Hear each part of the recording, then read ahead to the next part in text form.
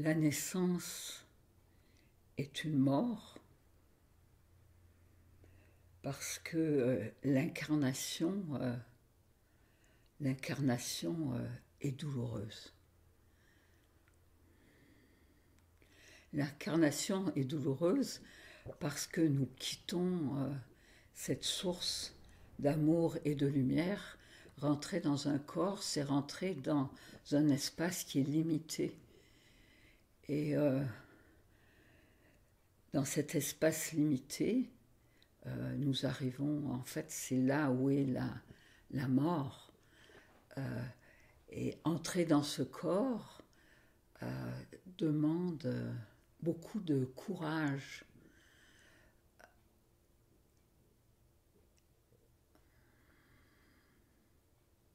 Et le pèlerinage sur cette planète, le pèlerinage est vraiment le retour vers cette source d'amour et de lumière. Et dans le regard des enfants, dans le regard des bébés, et de plus en plus le regard des enfants est lumineux. Cette nouvelle génération qui est en train de naître, ça va être la génération qui va permettre la transformation, qui incarne une forme d'amour et de lumière qui est vraiment celle qui va pouvoir traverser et peut-être sauver cette planète et revenir à des valeurs de respect beaucoup plus humaines, beaucoup plus humaines. Et on peut voir dans le regard de ces enfants, on peut voir la conscience et la présence qui est déjà là. Et nous sommes, enfin pour moi, génération de grands-mères, nous nous approchons de la mort, nous pouvons inspirer ces enfants, mais pour moi c'est extraordinaire de voir qu'il y a un espoir, il y a vraiment un espoir pour un monde meilleur, malgré la violence, malgré la haine. Et donc, c'est vraiment aussi, en s'approchant de la mort, voir que la vie va continuer. Je ne pense pas que la planète... Elle a toujours continué, la vie. Même si la planète Terre explose, il y a tellement d'univers et tellement de mondes à explorer au-delà de cette simple enveloppe de chair et de notre petite planète qui est simplement une poussière quand on regarde l'univers. Et qui sommes-nous ? Nous sommes aussi poussière parce que notre corps appartient à la planète Terre et est fait de tous les éléments qui constituent la planète. C'est simplement un habit et nous allons simplement le quitter, un vêtement pour renaître, pour une naissance dans un espace, un retour vers cette source d'amour et de lumière. Et ça, c'est pour moi la naissance. La mort du corps physique devient l'apogée de la vie et le retour, une vraie naissance. Et sur ce chemin, sur la planète Terre, l'incarnation, elle est vraiment dans un souffle.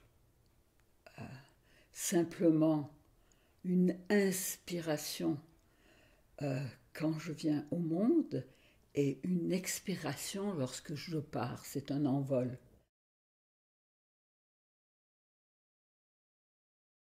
une des pratiques les plus importantes qui est cette méditation de la transformation qui a été transmise par un des disciples de Bouddha qui était illuminé, Atisha, est une pratique quotidienne en fait pour se préparer à sa propre mort et ensuite pour pouvoir aussi accompagner les personnes qui sont sur le seuil de la mort. Donc c'est une pratique qui est essentielle dans le tantra et qui permet justement de développer ce cœur de compassion pour pouvoir passer à un autre niveau d'amour. Parce que l'amour que nous connaissons dans un couple, euh, c'est disons, une première étape à travers l'autre, à travers la sexualité, à travers le cœur. C'est une première étape, cet amour humain. Ensuite, il y a les autres étapes, parce que cet amour, au point de départ, il y a un bagage, et cet amour n'est pas nécessairement un amour pur, parce qu'il va déclencher de la jalousie, il peut déclencher, et le tantra travaille avec toutes ces émotions-là pour les transformer et justement pouvoir faire ce pont entre le sexe et le cœur, que cette énergie d'amour ne reste pas seulement au niveau de la sexualité. Et en fait, mon maître spirituel, Osho, disait que tant que la sexualité est là, la passion n'est pas de l'amour. La passion, elle est de la jalousie, elle vient d'un manque, elle vient d'un esprit de possession. Donc, le tantra permet d'accepter tous ces espaces de jalousie, de colère, amour, haine, et ensuite de transformer et de passer à un autre niveau où l'amour va devenir compassion. C'est un autre état, c'est l'état du cœur rayonnant, et chaque personne, chaque être humain, en fait, a ce potentiel. C'est cette nature, on peut l'appeler bouddhique, christique, cette forme d'amour où il est possible de faire un pont entre le sexe et le cœur. Dans notre société, il y a vraiment une coupure, et cette coupure nous empêche d'atteindre cette forme d'amour pur, de bienveillance, de compassion, où l'un et l'autre, nous sommes dans une vibration verticale, où en fait cette énergie sexuelle qui est la base, elle est la base et nous devons partir de la base. Cette énergie sexuelle qui est la base, à ce moment-là, peut permettre l'ouverture du cœur et aussi, disons, de rentrer avec son partenaire dans une beaucoup plus grande intimité. Ça nous amène vers une profondeur et vers cette forme d'amour qui touche à la compassion. Et dans la forme ultime, nous allons atteindre, l'amour devient une prière. Et dans le tantra, disons, lorsque il y a cet équilibre dans un couple et cet amour qui est là, ce qui se passe, en fait, faire l'amour, c'est prier, tout simplement. C'est une danse d'énergie, c'est l'amour qui nous prend et nous devons complètement abandonner tout ce qu'on peut savoir sur la sexualité qui est mécanique, qui est plus animale. Mais ce feu, c'est le feu de l'énergie vitale aussi. Donc nous avons besoin de nourrir ce feu. Et à l'approche de la mort, ce que je trouve extraordinaire, c'est que en fait, il y a ce feu, il y a cette passion qui peut être là et qui est fulgurante. Elle passe à travers le regard de la personne qui s'approche de la mort, mais qui s'approche de la mort avec conscience.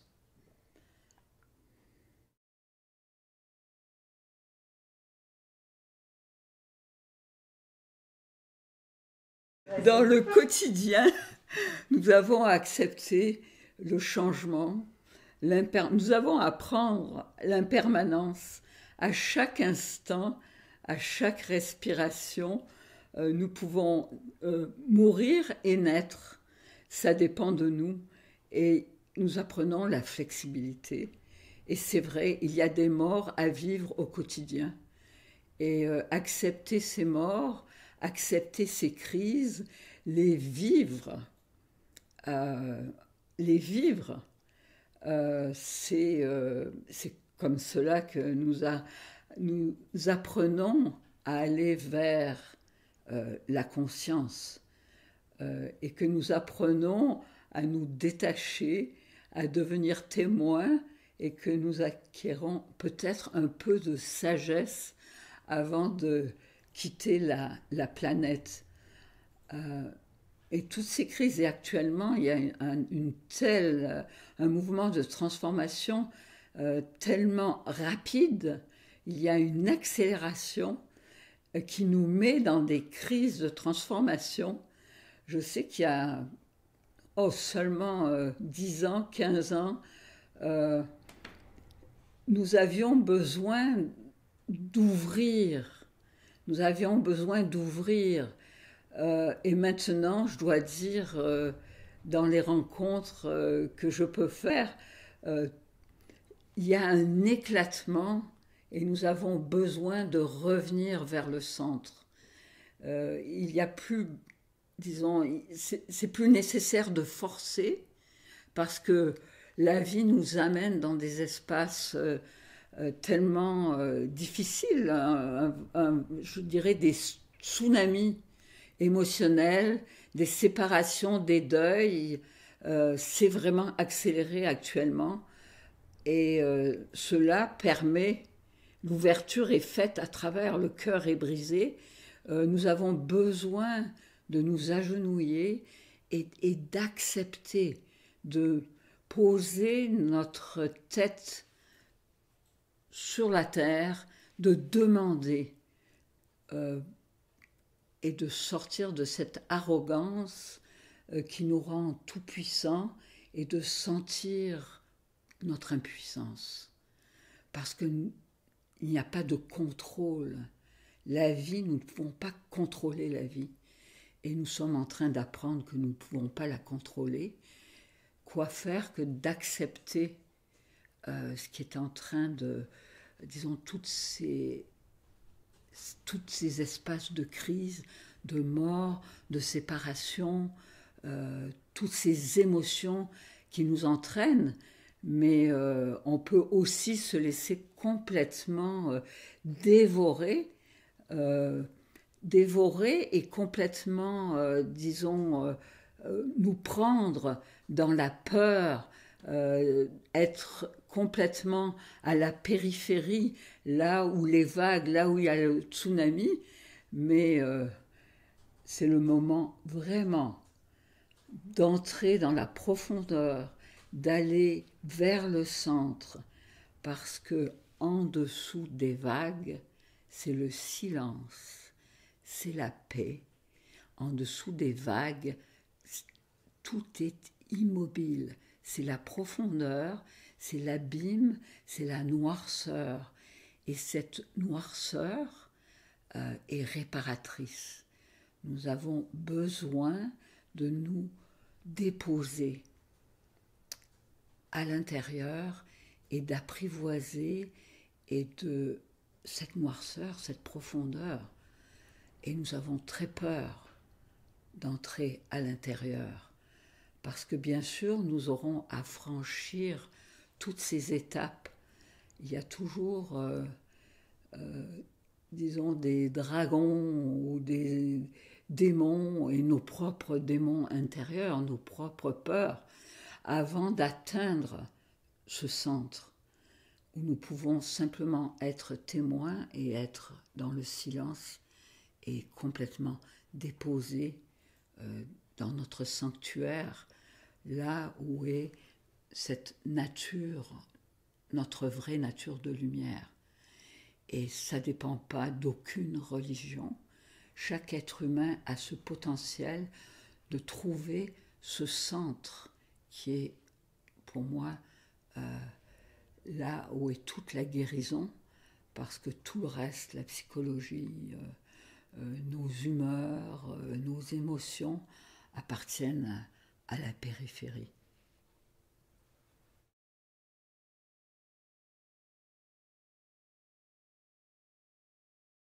La première chose, c'est de créer un espace d'harmonie autour de la personne qui s'en va, et aussi justement parce que chacun meurt comme il a vécu. Chacun meurt comme il a vécu. Et c'est très important que la personne qui s'en va puisse avoir ce qu'elle désire. Et très souvent, nous ne réalisons pas euh, comme ces petites choses du quotidien. C'est quelquefois la personne ne peut même plus manger, ne peut même plus avaler, mais là elle nous demande: ah, j'aimerais tellement avoir des fraises, hein. Et puis c'est pas la saison des fraises. Ben, on se débrouille pour lui donner des fraises parce que ça fait partie de. Et très souvent, les personnes qui s'en vont se relier disons, à des goûts de leur enfance. Demander de la nourriture, en fait, le plat de spaghettis que faisait la grand-mère, ou quelque chose qui est très particulier. Et aussi, ça peut être des objets, ça peut être le verre de vin, le verre de vin ou le verre de champagne. Moi, je sais, au moment de ma mort, si je pouvais, champagne et fraises, ça serait merveilleux, même si je ne peux pas boire du champagne. Mais simplement tremper les lèvres, simplement voir le verre, voir le pétillement, voir les bulles, même si on ne peut pas l'avaler et l'ingérer.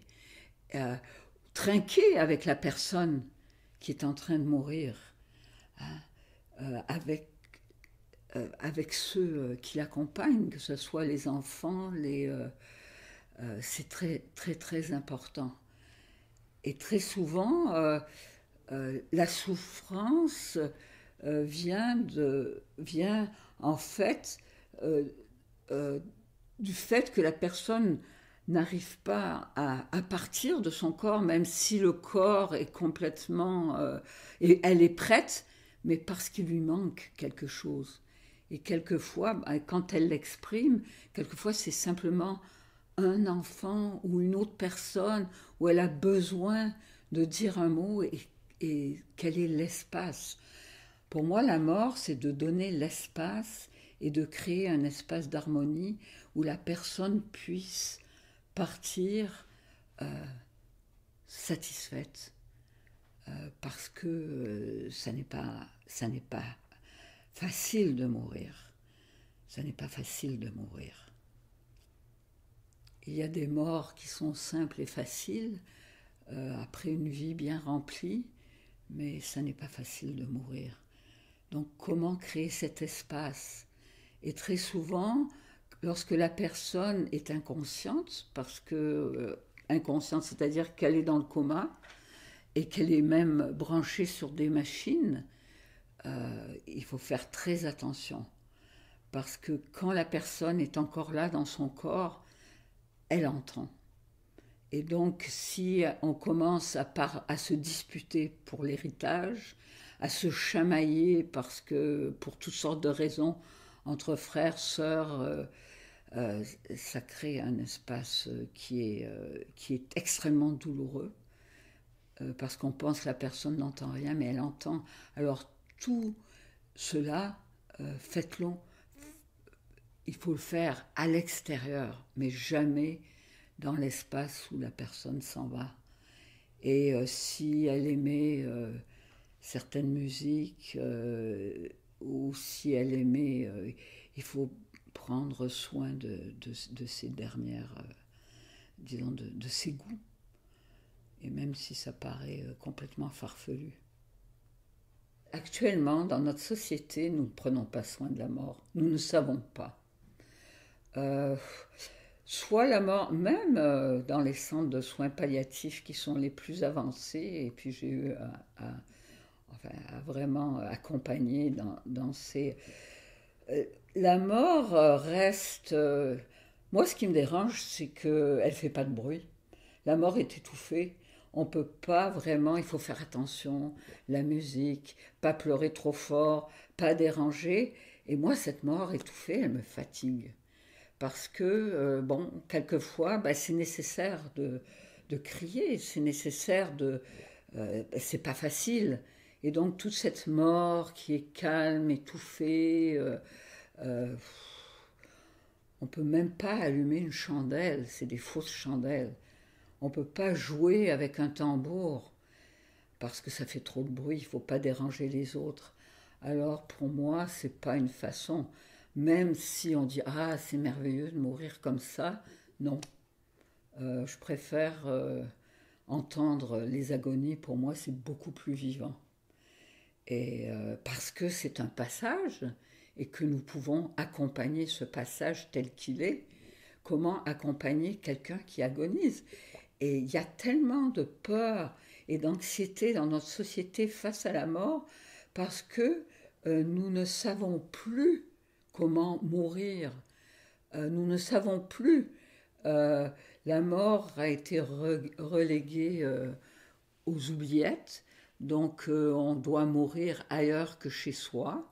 C'est très rare maintenant les personnes qui peuvent mourir à domicile et être simplement là dans la prière parce que c'est essentiel.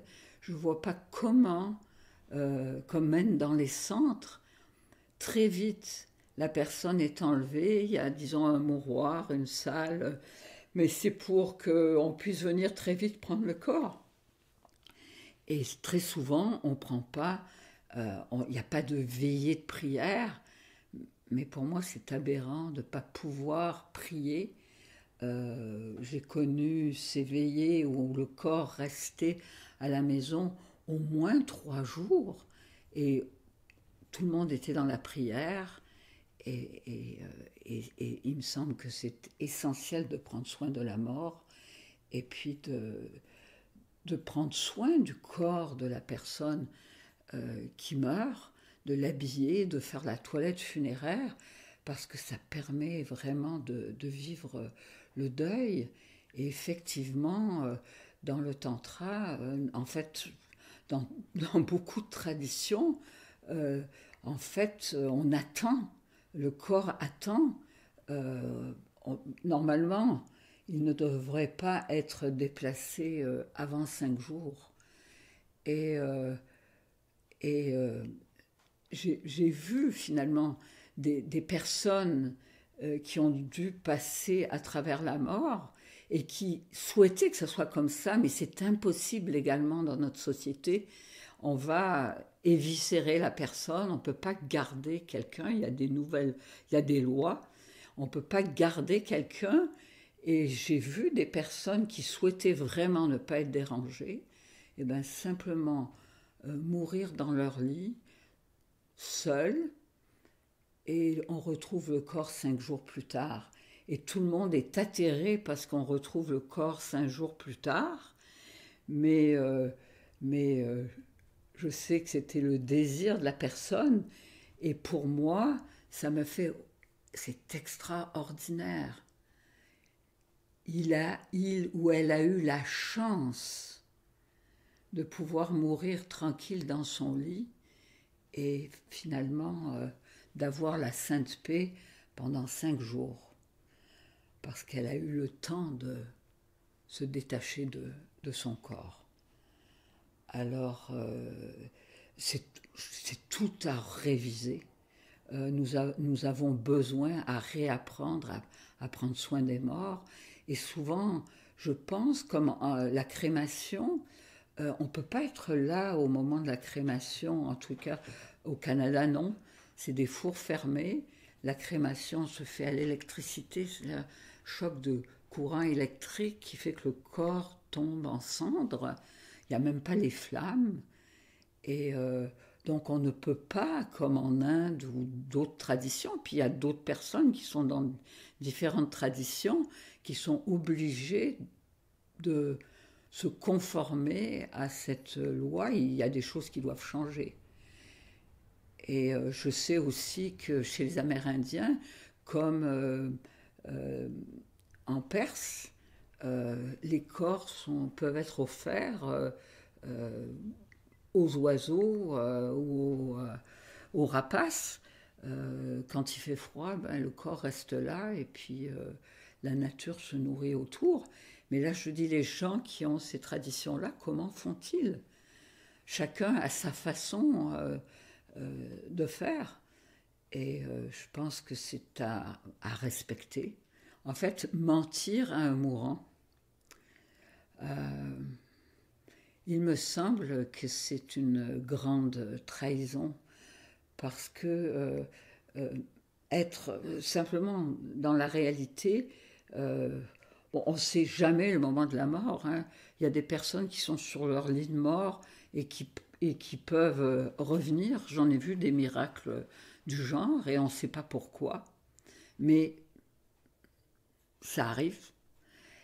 Mais mentir à un mourant, je pense que c'est une grande trahison. Parce que, bien sûr, lorsque je mets une personne face à la réalité de la mort, ça va créer des remous, ça va créer un tsunami, mais la personne a le temps de se préparer. Et c'est très important, cette préparation, de comme fermer le livre, fermer la page, savoir. Et c'est sûr qu'il y a des émotions qui doivent être traversées, certainement de la colère, le refus de mourir, de la rage peut-être, mais nous pouvons aider la personne à traverser toutes ces étapes. Nous pouvons l'aider et nous sommes là pour ça. Elle peut être accompagnée à travers ces différentes étapes par rapport à l'acceptation de la mort, et face à cette réalité-là qui est la mort, quand on peut le savoir, parce qu'il y a des morts accidentelles qui sont brutales, et là, bon, on n'a pas le choix. Mais quand on sait et que la personne a le temps de se préparer, il me semble que c'est essentiel, c'est une grande trahison de ne pas la mettre en face de la réalité de la mort. Même si elle ne veut pas ou elle reste dans le déni jusqu'à la fin, pour moi, c'est vraiment... ça va être... c'est tout, ça va, mais au moins, elle sait. Et c'est vrai que, en fait, tous les cas que j'ai vus où il y a eu vraiment cette vérité, de dire on ne peut pas dire exactement le jour, l'heure, mais la mort est imminente, donc prépare-toi, c'est la chose, pour moi, c'est vraiment la chose à faire, même s'il y a toute la tristesse et puis la douleur de faire face à cette réalité-là. Mais je pense que cacher la mort à quelqu'un, cacher son état, c'est vraiment pas une solution.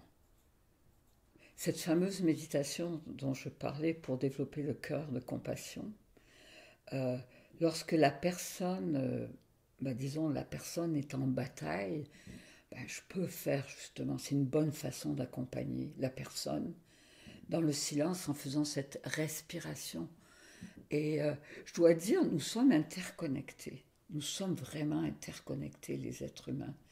Et même à distance, si je ne suis pas là près de la personne. Mais je fais cette méditation-là, pas seulement pour elle, mais pour tous ceux qui sont en train de faire le passage. Ça va faire toute la différence.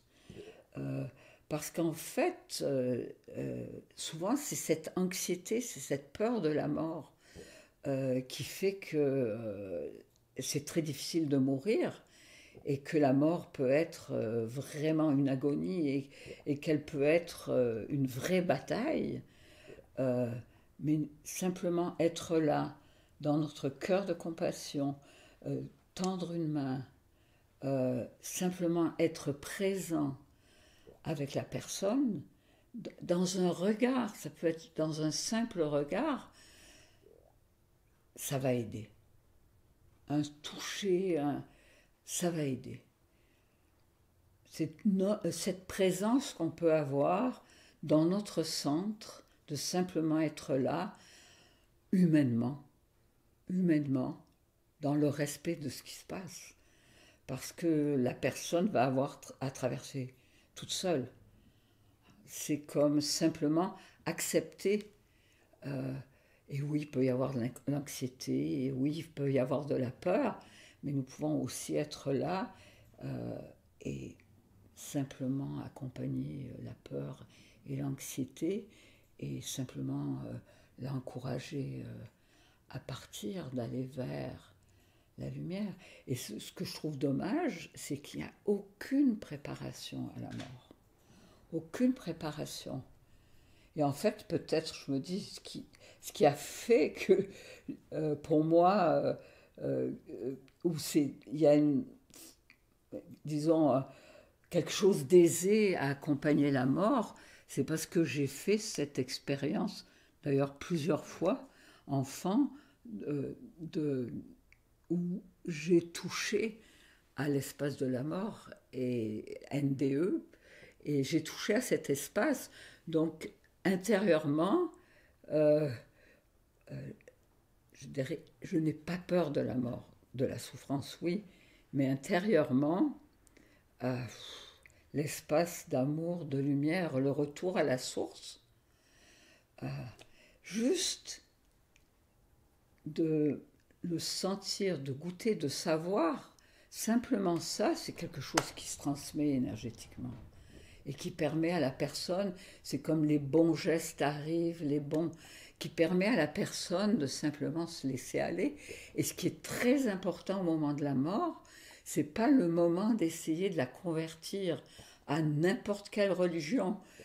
C'est le moment de la respecter sur son chemin spirituel. Et quelqu'un peut-être qui a eu un grand maître, qui soit tibétain ou autre, et qui a passé sa vie sur ce chemin-là, au dernier moment, peut demander d'avoir Jésus-Christ ou quelqu'un d'autre qui le relie euh, à son point de départ et de respecter ça et de le respecter et de lui amener peut-être cette image ou cette icône ou qu'elle demande et qui ne correspond pas à ce qu'on a connu d'elle parce qu'elle a fait le même chemin spirituel avec le même maître. Ça, c'est la chose la plus importante. C'est comment la personne peut s'en aller connecter avec son propre chemin. C'est pas le moment d'essayer de convertir, mais vraiment pas. Et très souvent, la mort, je l'ai vu, ramène, la mort ramène la position fœtale. Euh, c'est comme c'est la naissance. C'est étonnant comment ça peut être proche de la naissance. Là, je retourne dans... Et très souvent, par rapport à la respiration, euh, la difficulté de respiration. Mais moi, je sais que de me mettre contre le corps, si c'est possible, de la personne qu'elle peut prendre, disons qu'elle peut prendre cette proximité-là, et simplement caresser le visage, se relaxer avec elle, respirer doucement, la rassurer. Lâche prise, abandonne-toi. Va faire que le lâcher prise est possible. Donc c'est chaque personne, pour chaque personne c'est différent. Et c'est d'avoir cette sensibilité pour sentir qu'est-ce qui a du sens. Et on peut le demander, la personne va répondre. Et on le sait lorsqu'on s'approche et que tout d'un coup la respiration, c'est ça. Et tout le travail aussi, c'est avec les bonnes conditions, la luminosité dans la pièce. Hein. C'est pour ça que dans le travail que nous faisons avec la lumière, et simplement d'avoir un éclairage adéquat, quelque chose qui permet le recueillement, mais pas ces néons et ces trucs où on expose la personne, mais c'est des chocs qui empêchent, disons, qui nous sortent de l'espace méditatif qui est nécessaire pour partir. Et des personnes peuvent vouloir une musique qui va les calmer. Tout ça, c'est le genre de soins que nous pouvons apporter. Mais demandons-leur parce que, à cause des médicaments qu'ils peuvent prendre, morphine ou autre, c'est qu'ils ont une sensibilité extrême. Alors c'est vrai que quelquefois les odeurs c'est trop fort. Il y a toutes sortes disons, de choses qui peuvent empêcher de partir. Il y a des huiles essentielles extraordinaires, des huiles de passage. Parce que quand la mort est là, très souvent, la mort a une odeur. Puis l'odeur n'est pas toujours agréable. Donc en utilisant une huile de passage, euh, ça va être possible à la personne de partir harmonieusement, tout simplement. En fait, ce qui est important, même si la personne, surtout si la personne est dans un coma, elle va ressentir, elle est encore là, et donc ça requiert énormément de douceur, de subtilité, d'amour, euh, euh, et surtout pas de brusquerie, parce que même un drap rugueux, hein, un drap rugueux peut dérange. Alors moi je dis, hein, mourons dans des draps de soie. Aussi, il y a une chose extrêmement importante où en Occident, finalement, nous ne tenons pas compte de ça. La mort est déclarée à partir du moment où la respiration cesse. Donc, ça va être vérifié en mettant un miroir pour voir s'il y a encore du souffle. Et donc, dès que ce souffle est là, la mort est déclarée. Mais en fait, dans la tradition, et c'est une réalité, vous pouvez même l'expérimenter pour le sentir, parce que c'est à sentir. Et pour moi, c'est une des clés lorsque j'accompagne la mort, de m'assurer que ce passage est fait. Parce que dans la tradition tibétaine, ce qui se passe, c'est qu'il y a, oui, le dernier souffle, mais en fait, la personne est encore là dans son corps. Et en fait, la mort, disons, le détachement peut être déclaré à partir du moment où il y a l'arrêt du souffle intérieur. Et le souffle intérieur, ça dépend de chaque personne, mais ça peut durer plusieurs heures, plusieurs jours, ça dépend. Et c'est, en fait, je dirais, c'est facile à sentir. Parce que lorsque la personne vient de rendre son dernier souffle, d'abord, ça prend un certain temps avant que l'on puisse observer comme une détente complète au niveau du corps